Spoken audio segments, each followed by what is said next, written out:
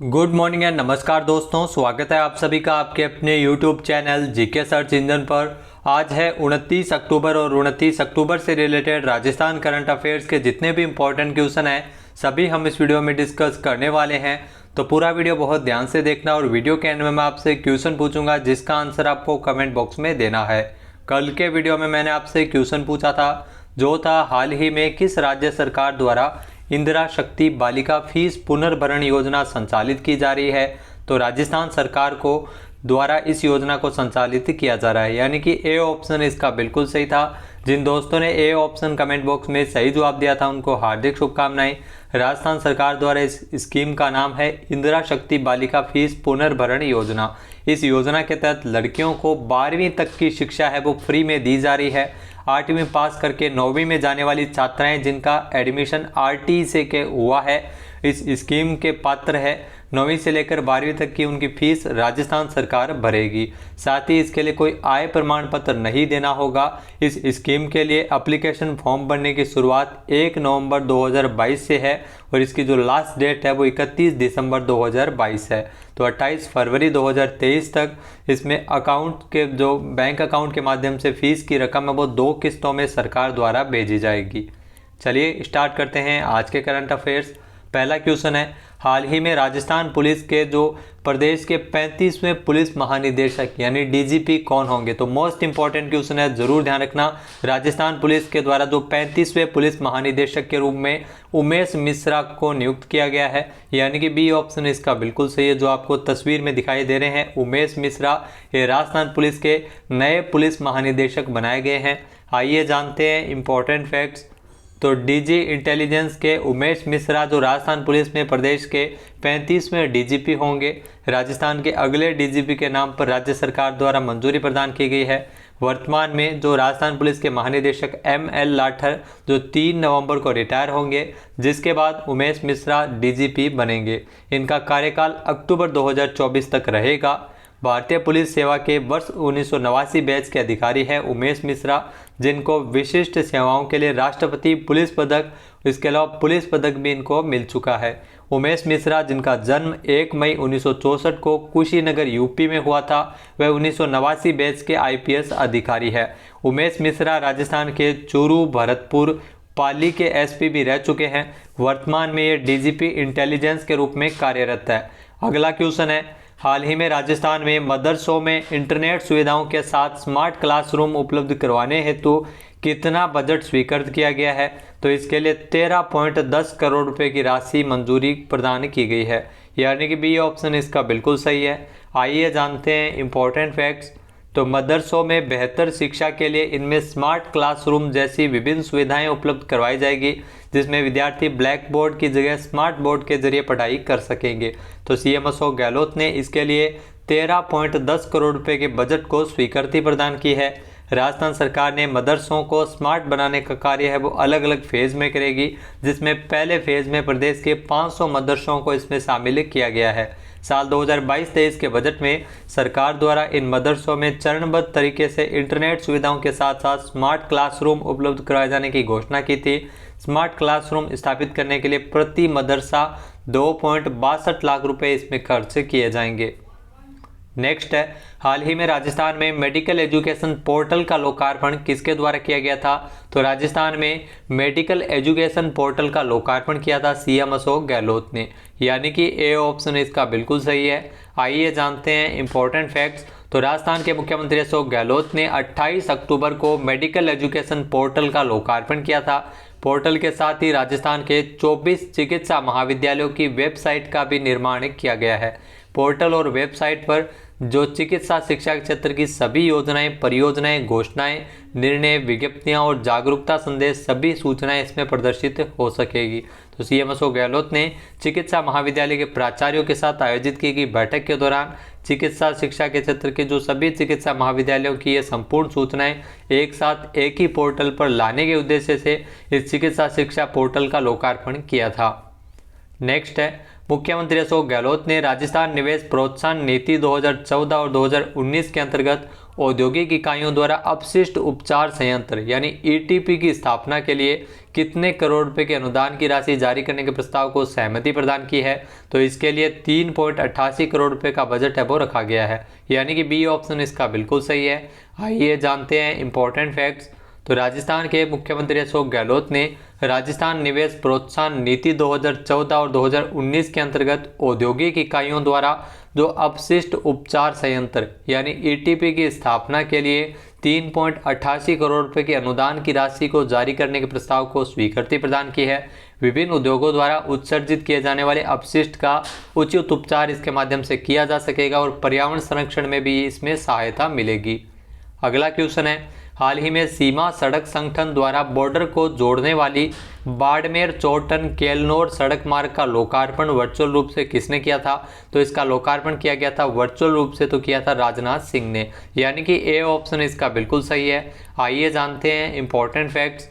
तो बाड़मेर जिले में सीमा सड़क संगठन द्वारा बॉर्डर को जोड़ने वाली बाड़मेर चोटन केलनौर सड़क मार्ग का लोकार्पण 28 अक्टूबर को जो भारत के रक्षा मंत्री राजनाथ सिंह ने लद्दाख में वर्चुअल रूप से किया था। इस अवसर पर केलनौर गांव में आयोजित किए गए लोकार्पण समारोह में केंद्रीय कृषि कल्याण राज्य मंत्री कैलाश चौधरी ने मुख्य अतिथि के रूप में शिरकत कर नवीन सड़क के लोकार्पण पट्टिका का अनावरण किया था बाड़मेर में, जिसमें सीमा सड़क संगठन के कमान अधिकारी प्रवीण मेनन ने बताया कि पूरे राजस्थान में 6 सड़कें हैं, जिसमें बाड़मेर चोहटन केलनौर सड़क सबसे महत्वपूर्ण है। इस सड़क को बनाने में 2 साल की अवधि निर्धारित थी, लेकिन इसे 18 महीनों में ही इस कार्य को पूरा किया गया है। नेक्स्ट है, हाल ही में राजस्थान में अडानी ग्रुप के प्रमुख गौतम अडानी ने राजस्थान में कितने हजार करोड़ रुपए के इन्वेस्टमेंट का ऐलान किया है। तो गौतम अडानी के द्वारा राजस्थान में 60,000 करोड़ रुपए का इन्वेस्टमेंट किया जाएगा, यानी कि बी ऑप्शन इसका बिल्कुल सही है। आइए जानते हैं इंपॉर्टेंट फैक्ट्स। तो राजस्थान में इंडस्ट्री और रोजगार को बढ़ावा देने के लिए इन्वेस्ट राजस्थान समिट के तहत गौतम अडानी ने राजस्थान में 60,000 करोड़ रुपए के इन्वेस्टमेंट का ऐलान किया था। सीएम अशोक गहलोत ने वेदांता रिसोर्सेज लिमिटेड के चेयरमैन अनिल अग्रवाल को राजस्थान में सेमीकंडक्टर चिप की इंडस्ट्री लगाने के लिए निमंत्रित भी किया था। अडानी ग्रुप द्वारा राजस्थान में 60,000 करोड़ रुपए का निवेश किया जाएगा और उदयपुर में एक क्रिकेट स्टेडियम भी बनेगा। इसके अलावा 2 जिलों में मेडिकल कॉलेज भी बनाए जाएंगे। नेक्स्ट है, राजस्थान के सरकारी निर्माण कार्यों में बजरी के विकल्प के रूप में कम से कम कितने प्रतिशत एमसैंड का उपयोग अनिवार्य है। तो इसमें 25%, जी हाँ, कम से कम 25% एमसैंड का उपयोग है वो अनिवार्य है। बजरी के विकल्प के रूप में एमसैंड पॉलिसी जो सरकार द्वारा लाई गई थी सरकारी निर्माण कार्यों के लिए, यानी कि बी ऑप्शन इसका बिल्कुल सही है। आइए जानते हैं इंपॉर्टेंट फैक्ट्स। तो राज्य सरकार दो सरकारी निर्माण कार्यों में उपयोग में आने वाली कुल बजरी की मात्रा में 25% की कमी करने पर विचार कर रही है। इसकी जगह एमसैंड को प्राथमिकता दिए जाने पर जोर दिया गया है। एमसैंड के उपयोग को बढ़ावा देने के लिए लागू की गई इस नीति में सरकारी निर्माण कार्यों में बजरी के विकल्प के रूप में कम से कम 25% एमसैंड का उपयोग करना अनिवार्य है। 25 जनवरी 2021 को मुख्यमंत्री अशोक गहलोत ने एमसैंड नीति 2022 का लोकार्पण किया था। तो एमसैंड पॉलिसी 25 जनवरी 2021 को लोकार्पण किया गया था इस पॉलिसी का, जिसमें निर्माण कार्यों के लिए प्रदेशवासियों को जो बजरी की जरूरतों को पूरा करने के लिए बजरी के दीर्घकालीन विकल्प के रूप में मैन्युफैक्चर्ड सैंड यानी एमसैंड को बढ़ावा देने के उद्देश्य से एमसैंड नीति है वो राजस्थान में लागू की गई थी। अगला क्वेश्चन है, राजस्थान के किस जिले में स्थित सीरी यानी केंद्रीय इलेक्ट्रॉनिकी अभियांत्रिकी अनुसंधान संस्थान के वैज्ञानिकों ने सर्वाइकल कैंसर की जांच के लिए स्वदेशी तकनीक विकसित की है। तो झुंझुनू के वैज्ञानिकों के द्वारा यह स्वदेशी तकनीक सर्वाइकल कैंसर के लिए विकसित की गई है, यानी कि ए ऑप्शन इसका बिल्कुल सही है। आइए जानते हैं इंपॉर्टेंट फैक्ट्स। तो झुंझुनू जिले में स्थित पिलानी में स्थित जो सीरी यानी केंद्रीय इलेक्ट्रॉनिकी अभियांत्रिकी अनुसंधान संस्थान के वैज्ञानिकों के द्वारा सर्वाइकल कैंसर के जो बच्चेदानी के मुंह के कैंसर की जांच के लिए स्वदेशी तकनीक विकसित की है। जहां सीरी के वैज्ञानिक डॉक्टर सत्यम श्रीवास्तव और उनकी टीम ने सर्वाइकल कैंसर जांच में IoT सक्षम स्मार्टफोन आधारित हैंडलेड कोल्पोस्कोप विकसित किया है। यह तकनीक त्वरित डेटा विजुअलाइजेशन और विश्लेषण के लिए स्मार्टफोन आधारित ऐप से कनेक्टिविटी देती है। नेक्स्ट है, हाल ही में भारतीय नौसेना विशाखापट्टनम में 26 से 30 अक्टूबर तक सिंगापुर भारत समुद्री द्विपक्षीय अभ्यास सिम्बेक्स के कौन से संस्करण की मेजबानी कर रही है? तो भारतीय सेना जो नौसेना के द्वारा भारत और सिंगापुर के मध्य ये 29वां संयुक्त सैन्य अभ्यास है सिम्बेक्स नाम से, जिसका आयोजन 26 से लेकर 30 अक्टूबर तक किया जा रहा है। यानी कि बी ऑप्शन इसका बिल्कुल सही है। आइए जानते हैं इंपॉर्टेंट फैक्ट्स। तो भारतीय नौसेना विशाखापट्टनम में 26 से लेकर 30 अक्टूबर तक सिंगापुर और भारत के बीच जो समुद्री द्विपक्षीय अभ्यास सिम्बेक्स के 29वें संस्करण की मेजबानी कर रहा है। सिम्बेक्स 2022 को 2 चरणों में, जिसमें 26 से लेकर 27 अक्टूबर 2022 तक विशाखापट्टनम में हार्बर चरण और उसके बाद 28 से 30 अक्टूबर तक बंगाल की खाड़ी में समुद्री चरण में इसे आयोजित किया जा रहा है। सिम्बेक्स श्रृंखला जो अभ्यास है जो 1994 में शुरू हुई थी। शुरुआत में इस एक्सरसाइज को लोयन किंग के नाम से भी जाना जाता था। तो ये भारत और सिंगापुर के मध्य सिम्बेक्स जो संयुक्त अभ्यास है जो हाल ही में शुरू हुआ है, इसका 29वां संस्करण है जो शुरू हुआ है। नेक्स्ट है, हाल ही में संयुक्त राष्ट्र की 27वीं जलवायु परिवर्तन बैठक COP27 जो पार्टियों का सम्मेलन कब से शुरू होगी? जी हाँ, तो इसका शुरुआत है वो 6 नवंबर से की जाएगी। 27वीं जलवायु परिवर्तन की बैठक है जो संयुक्त राष्ट्र की 6 नवंबर से शुरू होगी, यानी कि बी ऑप्शन इसका बिल्कुल सही है। आइए जानते हैं इंपॉर्टेंट फैक्ट्स। तो 6 नवंबर से शुरू होगी संयुक्त राष्ट्र की 27वीं जलवायु परिवर्तन बैठक। संयुक्त राष्ट्र की 27वीं जलवायु परिवर्तन बैठक COP27 जो पार्टियों का सम्मेलन है 6 से लेकर 18 नवंबर तक मिस्र के शर्म अल शेख में इसे आयोजित किया जाएगा। अफ्रीका में 5वीं बार किसी जलवायु सम्मेलन की मेज़बानी है वो की जा रही है। और इसके अलावा COP27 जो 3 मुख्य क्षेत्रों पर केंद्रित होगा, जिसमें उत्सर्जन को कम करना, देशों को जलवायु परिवर्तन से निपटने में मदद करना और तकनीकी सहायता प्रदान करना है तथा विकासशील देशों के लिए धन प्राप्त करने में इसमें सहायता करना भी शामिल है।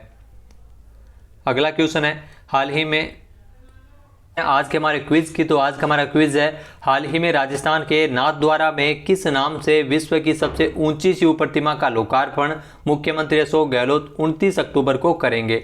एक बार फिर से सुनिएगा, राजस्थान के नाथद्वारा में जो विश्व की सबसे ऊंची शिव प्रतिमा बनाई जा रही है किस नाम से है, जिसका लोकार्पण मुख्यमंत्री अशोक गहलोत 29 अक्टूबर को करेंगे? इसका सही आंसर आपको कमेंट बॉक्स में देना है। और अगर ये वीडियो आपको पसंद आए तो इसे लाइक और शेयर करना बिल्कुल न भूलिएगा।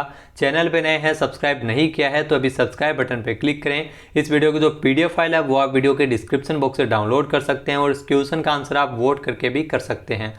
इसके अलावा दोस्तों, अगर आपको राजस्थान करंट अफेयर्स की समसामयिकी वाली ई बुक चाहिए जिसमें हमने 700 से अधिक क्वेश्चन को इसमें समावेश किया है, वो भी पूरी व्याख्या सहित, तो यहाँ से काफ़ी सारे क्वेश्चन है वो फर्स्ट ग्रेड के एग्जाम में भी देखने को मिले हैं, तो आप ज़रूर इसको परचेज कर सकते हैं।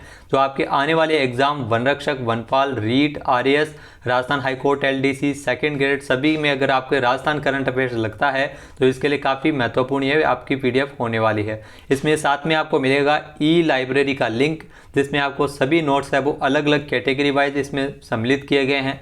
मात्र 50 रुपये इसका प्राइस है वो रखा गया है। 700 से अधिक क्वेश्चन है वो भी व्याख्या सहित जनवरी से लेकर अक्टूबर माह तक, जिसमें आपको अलग से एक विषय राजस्थान विशेष करके PDF मिलेगी, जिसमें योजनाएं, खेल परिदृश्य या राजस्थान के आयोग, बजट, नीतियां, राजस्थान में कौन क्या है, नवीनतम, इसके अलावा मंत्रिमंडल, आर्थिक समीक्षा, उन सभी के PDF आपको एक साथ मिल जाएगी। तो 2 PDF आपको मिलेगी, एक तो राजस्थान करंट अफेयर्स की, एक राजस्थान विशेष होगी। इसके अलावा आपको साथ में E-लाइब्रेरी का लिंक है वो भी बिल्कुल फ्री मिलेगा। तो नीचे दिए गए नंबर पर आप संपर्क कर सकते हैं, डायरेक्ट इसे ले सकते हैं व्हाट्सएप के माध्यम से।